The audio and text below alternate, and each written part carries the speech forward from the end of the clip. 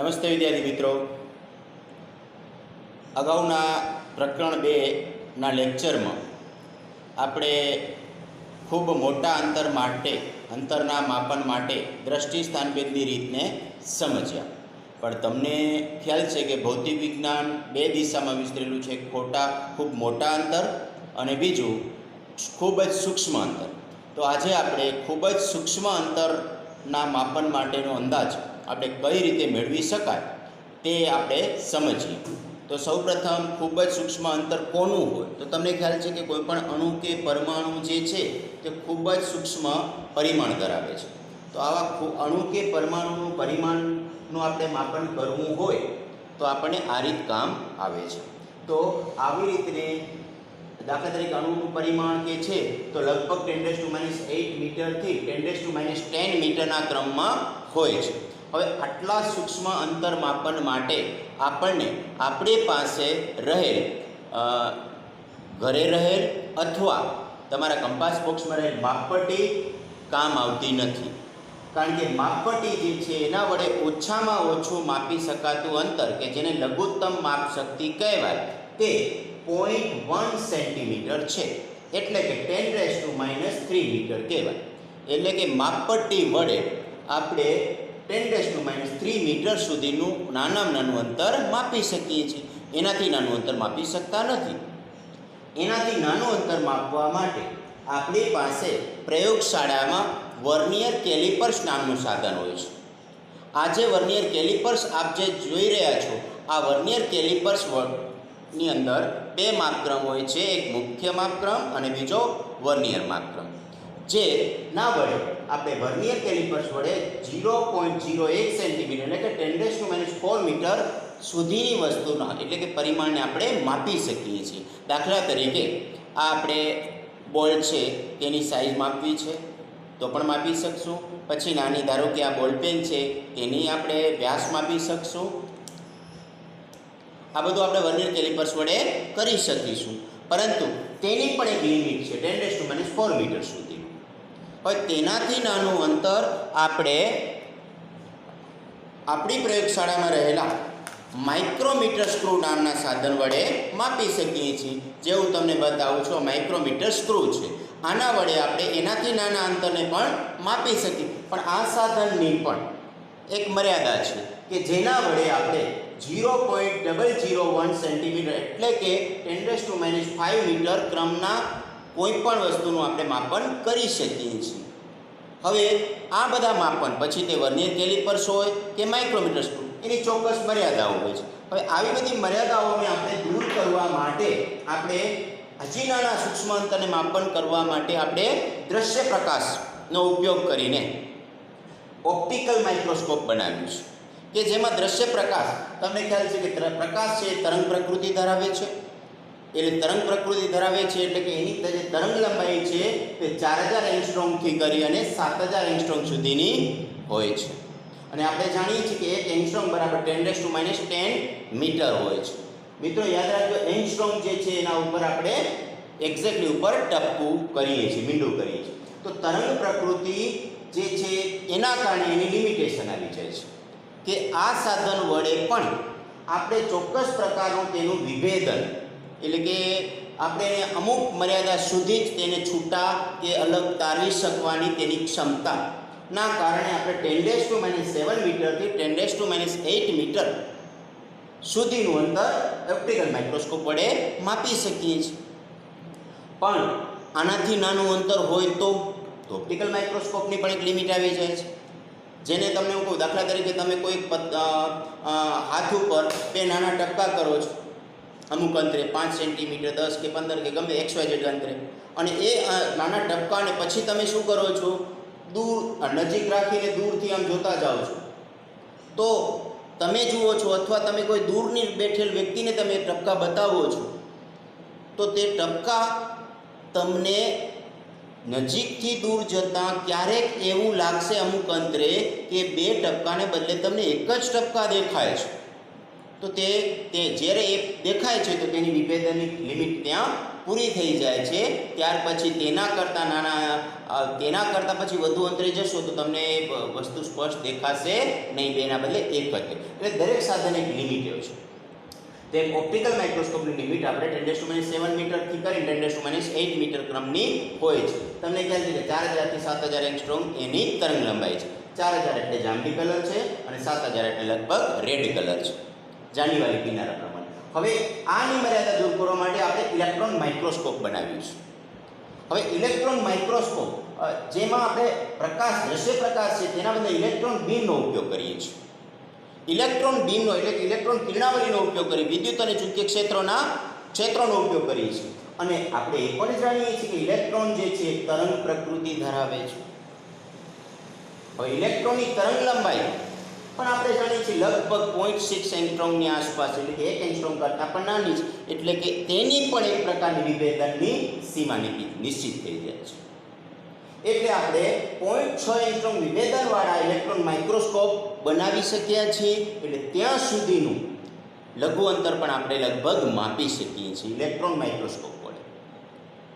હવે tunnelling microscope, અત્યારે આપણે લેટેસ્ટમાં ટનલિંગ માઇક્રોસ્કોપ નામના સાધન વડે કે જેની વિભેદન મર્યાદા તો લગભગ 1 એંગસ્ટ્રોમ કરતાં નાની છે, પરંતુ તેના વડે અણુના પરિમાણનો અંદાજ આપણે વધુ સચોટતાથી આપણે માપી શકીએ છીએ. એટલે આપણે ટનલિંગ માઇક્રોસ્કોપનો ઉપયોગ કરીને પણ અત્યારે આપણે અણુ પરમાણુની સાઇઝ, જેને પરિમાણ કહી છે, જેને વ્યાસ કહી છે, તેનો અંદાજ આપણે લગાવતા હોઈએ છીએ. તો મિત્રો, આ રીતે આપણે અણુનું પરિમાણ મેળવવા માટે આપણે જાણીએ છીએ કે માપપટ્ટીથી કરીને ઇલેક્ટ્રોન માઇક્રોસ્કોપને આપણે કેવી રીતે ઓછામાં ઓછા અંતરને આપણે માપીએ છીએ તે આપણે સમજ્યા. આ પૈકી કેટલાક સાધનો તમે વાપરો છો, માપપટ્ટી તમે વાપરો છો, વર્નિયર કેલિપર્સ જે છે એ કેટલાક ધંધાવાળા તમારા પેરેન્ટ્સ કેટલાક ધંધામાં વાપરતા પણ હશે, માઇક્રોમીટર સ્ક્રૂ પણ વાપરતા હશે. અને આ સામાન્ય રીતે આપણે ખાસ વાપરવામાં આવતું નથી કે બરાબર. હવે આપણે આ મેથડનો ઉપયોગ કરીને એક નવી મેથડ આવે છે કે જેને કે આણ્વિક સ્તરની રીત કહેવાય છે.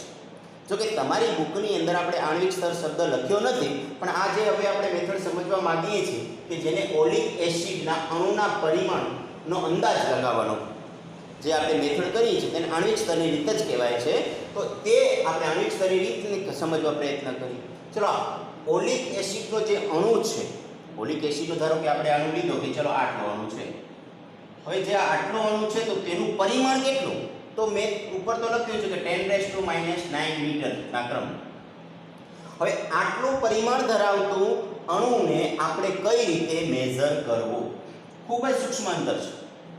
તો એ વસ્તુને માપવા માટે 1 ml એટલે કે લગભગ 1 સેન્ટીમીટર ક્યુબ ઓલિક એસિડ લેવાનું, તેને આલ્કોહોલમાં મિશ્ર કરીને આ મિશ્રણ 20 સેન્ટીમીટર ક્યુબ દ્રાવણ બને એટલે કે 20 ml બને તેટલું દ્રાવણ બનાવવાનું. હવે તે દ્રાવણમાંથી 1 સેન્ટીમીટર ક્યુબ દ્રાવણ લેવાનું છે, એટલે 1 ml દ્રાવણ લેવાનું. ફરી પાછા 1 ml દ્રાવણને આલ્કોહોલમાં મિશ્ર કરવાનું અને આ ફરી પાછું મિશ્રણ કરેલ દ્રાવણ 20 સેન્ટીમીટર ક્યુબ બને તે રીતનું આપણે દ્રાવણ બનાવવાનું. હવે આ દ્રાવણની સાંદ્રતા તમને ખ્યાલ છે કેટલી બની જશે? 1/20 × 20. બે વખત આપણે 20 સેન્ટીમીટર ક્યુબમાં તેને આપણે લીધેલું છે. તેથી આપણને ઓલિક એસિડના 1 સેન્ટીમીટર દીઠ 1/20 × 20 સેન્ટીમીટર ક્યુબ જેટલું મળશે સાંદ્રતા.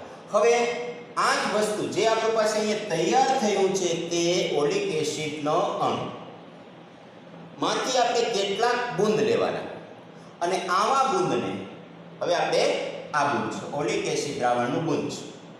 આ બૂંદને આપણે શું કરવાનું છે? તો આ બૂંદને એક આપણે ખૂબ જ મોટું પાણી ભરેલું પાત્ર લેવાનું છે અને આ પાત્ર, આ મોટું પાણી ભરેલું પાત્ર છે તેના પર આપણે લાઇકોપોડિયમ પાવડરનો છંટકાવ કરવાનો. અને તમને ખ્યાલ છે કે લાઇકોપોડિયમ પાવડર જે છે એ પોતાનું પતલું સ્તર બનાવી દેશે ઉપર, એટલે જાણે કે પાણી ઉપર આખું પાવડરનું સ્તર બનશે, જે તમને આ દેખાય છે આખું સ્તર બની જશે. હવે આ પાવડરના સ્તર પર આપણે જે અહીંયા દ્રાવણ સાંદ્રતાવાળું તૈયાર કર્યું છે તેનું આપણે બૂંદ ઉપરથી નાખીશું. એટલે જેવું આપણે બૂંદ નાખીશું એટલે આ બૂંદ પ્રસરણ પામીને ખૂબ જ મોટું, પાતળું અને લગભગ વર્તુળાકાર કહી શકાય તેવું સ્તર બનાવશે, પાતળું સ્તર બનાવશે. અને આ લગભગ એક અણુનું સ્તર બનશે. અને જે આ સ્તર બનશે તે સ્તરનો આપણે લગભગ એક અણુ જાડાઈનું સ્તર હશે તેનો તરત જ આનો વ્યાસ માપવામાં આવે છે. વ્યાસ માપીને આ સ્તર જે બને છે વર્તુળાકાર તેનું લગભગ ક્ષેત્રફળ લઈ લેવામાં આવે છે. ધારો કે a સેન્ટીમીટર સ્ક્વેર છે. હવે ધારો કે આપણે એક બૂંદ નાખીએ છીએ તેનું કદ 20 સેન્ટીમીટર ક્યુબ છે અને ધારો કે n બૂંદનો ઉપયોગ કરીએ છીએ તો કદ nv થશે. હવે આપણી પાસે કદ અને ક્ષેત્રફળનું સૂત્ર છે, કદ બરાબર ક્ષેત્રફળ ગુણ્યા જાડાઈ. તો જાડાઈ બરાબર પાતળા સ્તરનું કદ છેદમાં સ્તરનું ક્ષેત્રફળ મળે. હવે આ સૂત્રનો ઉપયોગ આપણે કરશું તો અગાઉ આપણે સમજ્યા હતા તે પ્રમાણે પાતળા સ્તરનું કદ nv/20 અને ક્ષેત્રફળનો ઉપયોગ કરીને 1/a. આ સૂત્રનો ઉપયોગ કરીશું એટલે લગભગ આપણને 10⁻⁹ મીટર જાડાઈનું ઓલિક એસિડના અણુનું સ્તર એટલે કે અણુનું પરિમાણ આપણને મળે છે, જે આપણો લગભગ 10⁻⁹ મીટરના ક્રમનો જ અણુ છે તે આપણને સાચો જવાબ મળે છે. તો મિત્રો આ રીતે આપણે આણ્વિક સ્તરની રીતનો ઉપયોગ કરીને ખૂબ જ સૂક્ષ્મ અંતર માટે અણુના સ્તરની જાડાઈ માપીને આપણે તેનું પરિમાણ માપી શકીએ છીએ. તો હવે આપણે લંબાઈના વિસ્તાર ને આપણે સમજવા પ્રયત્ન કરીએ. તો લંબાઈનો વિસ્તાર અતિ સૂક્ષ્મ લંબાઈ પણ હોય અને અતિ મોટી લંબાઈ પણ. હવે અતિ સૂક્ષ્મ એટલે શું? તો અતિ સૂક્ષ્મ એટલે ધારો કે આપણે ન્યુક્લિયસ વિચારીએ તો ન્યુક્લિયસ અતિ સૂક્ષ્મના કારણે ધારો કે તેનું પરિમાણ આપણે 10⁻⁴ મીટર છે, જે અતિ સૂક્ષ્મ ગણાય. અને અતિ મોટું અંતર કયું? તો આપણે જે જોઈ શકીએ છીએ તે વિશ્વનું પરિમાણ એટલે કે જેને અવલોકિત વિશ્વનું પરિમાણ લગભગ 10⁻26 મીટર અંદાજવામાં આવ્યું છે. હવે આ બે અતિ સૂક્ષ્મ અને અતિ મોટા અંતર સિવાય કેટલાક વિશિષ્ટ એકમો પણ આપણી પાસે છે કે જેનો આપણે વ્યવહારમાં ઉપયોગ કરતા હોઈએ છીએ કે ભૌતિક વિજ્ઞાનની અંદર તેનો ઉપયોગ આવતો હોય છે. તેને આપણે જોઈએ. એક ફર્મી. હવે એક ફર્મી નામના વૈજ્ઞાનિકે આપણે તેનો એકમ આપ્યો છે. એક ફર્મી એક FM સંકેત વડે બરાબર 10⁻⁻15 મીટર. તો આવી રીતે એક ફર્મી બરાબર 10⁻⁻15 મીટર મળે છે. હવે એક ફર્મી પછી એક એંગસ્ટ્રોમ આવે છે. મિત્રો અગાઉ તમે વાત કરી એક એંગસ્ટ્રોમ ઉપર બિંદુ બરાબર 10⁻⁻10 મીટર છે. પછી એક AU જેને કહેવાય એસ્ટ્રોનોમિકલ યુનિટ. સૂર્ય અને પૃથ્વી વચ્ચેનું અંતર તમને ખ્યાલ છે સમય પ્રમાણે બદલાતું રહે છે. ક્યારેક પૃથ્વી સૂર્યની વધુ નજીક હોય છે તો ક્યારેક પૃથ્વી સૂર્યથી વધુ દૂર જાય છે. એટલે સૂર્ય અને પૃથ્વી વચ્ચેનું જે સરેરાશ અંતર હોય છે તે સરેરાશ અંતરને આપણે એક એસ્ટ્રોનોમિકલ યુનિટ તરીકે ઓળખીએ છીએ, જેને આપણે 1.496 × 10⁻11 મીટર જેટલું અંતર કહીએ છીએ. હવે આ AU કરતાં પણ મોટો એક એકમ છે જેને એક પ્રકાશ વર્ષ કહેવાય, 1 લાઇટ યર. હવે 1 લાઇટ યર શું છે? તો પ્રકાશ વડે એક વર્ષમાં કપાતું અંતર. અને તમને ખ્યાલ છે કે આ એકમ ખૂબ મોટો છે, કારણ કે પ્રકાશ એક સેકન્ડમાં કેટલું અંતર કાપે? તો પ્રકાશ એક સેકન્ડમાં તમને ખ્યાલ છે કે c ઝડપથી ગતિ કરે એટલે 3 × 10⁸ મીટર પર સેકન્ડ. એટલે એક સેકન્ડમાં પ્રકાશ 3 × 10⁸ મીટર અંતર કાપે એટલે કિલોમીટર. તમે વિચારી લેજો એક સેકન્ડમાં કેટલા કિલોમીટર અંતર કાપશે પ્રકાશ. એટલે પ્રચંડ ઝડપથી પ્રકાશ ગતિ કરે. આવો પ્રચંડ ઝડપથી ગતિ કરતો પ્રકાશ એક સેકન્ડમાં આટલું અંતર કાપે 3 × 10⁸ મીટર. તો એક વર્ષમાં જે અંતર કાપે તે અંતરને એક પ્રકાશ વર્ષ અંતર કહેવાય, જેનું મૂલ્ય 9.46 × 10⁻15 મીટર જેટલું છે. હવે પ્રકાશ વર્ષ કરતાં પણ અંતર માપવા માટેનો સૌથી મોટો એકમ જે છે તેને પાર્સેક કહેવાય છે, જેને આપણે 1 પીસી વડે દર્શાવીએ. તો પાર્સેક અંતર શું છે? તો પાર્સેક અંતર તમને જણાવી દઉં કે ધારો કે અવકાશમાં 1 AU જે ઉપર સમજાવ્યું તે પ્રમાણે એક એસ્ટ્રોનોમિકલ યુનિટ અંતરે રહેલા બે બિંદુઓ A અને B વચ્ચેથી બે અવલોકન દિશાઓ વચ્ચે જો ખૂણો લેવામાં આવે અને આ ખૂણો જે અંતરે 1 સેકન્ડ જેટલો બને તે અંતરને 1 પાર્સેક અંતર કહેવાય. અને આ 1 પાર્સેક અંતર 3.08 × 10⁻16 મીટર છે. મિત્રો યાદ રાખશું, આપણે પાર્સેક અંતર એ અંતર માપનનો સૌથી મોટામાં મોટો એકમ છે. તો આવી રીતે આપણે લંબાઈના વિસ્તારને પણ થોડાક સમજી શકીએ છીએ કે ખૂબ તમે જોશો 10⁻14 મીટરથી 10⁻26 એટલે કે લગભગ જો એનો ગુણોત્તર લઈ તો આપણને 10⁻40 to 10⁻41 ટાઈમ્સ આપણને મળતો હોય. હવે આપણે જેવી રીતે લંબાઈનું માપન આપણે સમજ્યા તે જ રીતે દળનું માપન આપણે આજે સમજીએ. તમને ખ્યાલ છે કે દળ પણ અતિ સૂક્ષ્મથી માંડીને અતિ વિશાળ દળ રહેલા હોય છે. અતિ સૂક્ષ્મ કે જેને આપણે ઇલેક્ટ્રોનનું દળ આપણે ગણી શકીએ કે લગભગ 9.1 × 10⁻31 કિલોગ્રામ જેટલું હોય. અને અતિ વિશાળ એટલે આપણે અવલોકિત વિશ્વ જેને કહીએ છીએ તેનું દળ જે લગભગ 10⁻55 કિલોગ્રામ જેટલું હોય છે. તો આવી રીતે અતિ સૂક્ષ્મ દળથી માંડીને અતિ વિશાળ દળની પણ આપણે ભૌતિક વિજ્ઞાનમાં વાત કરવાની. હવે દળ જે છે એ શું છે? તો તમને ખ્યાલ છે કે દળ તો આપણા કોઈ પણ પદાર્થનો મૂળભૂત ગુણધર્મ છે, ફંડામેન્ટલ પ્રોપર્ટી છે દળ. એટલે આવી ફંડામેન્ટલ પ્રોપર્ટી પર પદાર્થની સ્થિતિ, પછી તે અવકાશમાં ગમે તે સ્થાને હોય, પછી તેનું દબાણ ગમે તે હોય કે તાપમાન ગમે તે હોય, તેના પર આધારિત નથી.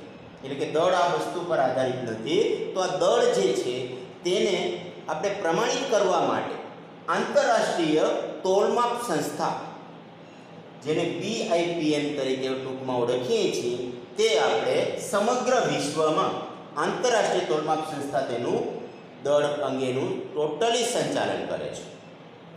દાખલા તરીકે તમને ખ્યાલ હશે કે આપણે 1 કિલોગ્રામ દળ કોને ગણવું? તો આપણને એક વજનિયું આપ્યું છે કે ચલો આને 1 કિલોગ્રામ કહેવું. તો એવું આપણને કોણે કીધું? તો એવું આપણને ભારત સરકારે કીધું છે કે આને 1 કિલોગ્રામ ગણવું. ભારત સરકારને કોણે કીધું છે? તો વૈશ્વિક સંસ્થા કે જેને આંતરરાષ્ટ્રીય તોલમાપ સંસ્થા કહી છે તેને કીધું છે.